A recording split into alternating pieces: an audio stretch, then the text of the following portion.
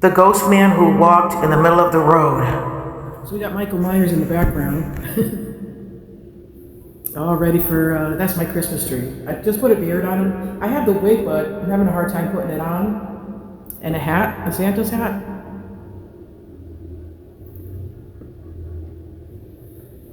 He's got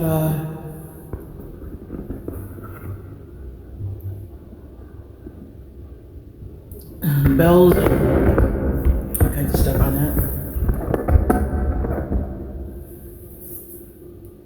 Okay, next ghost story. It was 2014, and we took the kids out for trick or treat, and it was me, Melissa, Julio, Sapo, and my grandson Julio.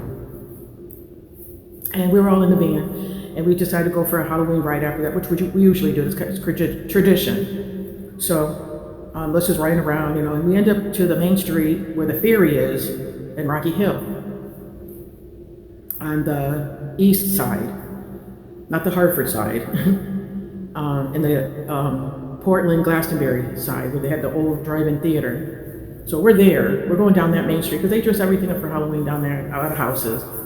So as we were going down there, there's a part that's really remote and there's no lights, there's nothing. It's right past where they have the boatyard, where they have stacks of boats and ships and everything right there. I don't know if people leave their boats there or it's some kind of marine, where all these boats are there and stuff, and on trailers. And I go by it all the time, really don't pay attention to it, but I just know it was right after that. And so as we're going by, we see something in the distance. And as we get closer, it's a man walking with a trench coat on, but he had no head. And as we got closer,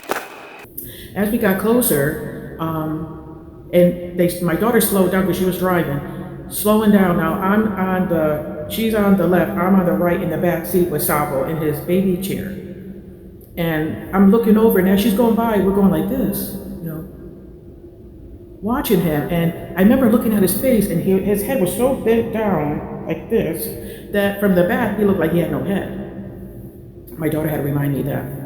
And he's just walking. He doesn't look at us. He doesn't flinch. They okay? And we just keep going. Of course we can't, and I want to touch him, but it's like she had the sliding doors on both sides of the van, and they wouldn't open the door. Like, I want to touch him, and so as we get further down, she stopped and turns everything off. She turns the car off, the lights, everything, and you can't see your hand in your face. That's how dark it was. And had we lost our lights or anything, we'd go right to the river. Like, you're right there.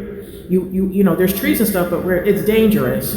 And how is he walking in the dark like that? It's pitch dark. You can't see. I even went there with the SUV myself, do a reenactment of it. A few years, I think that was 2019. I did it.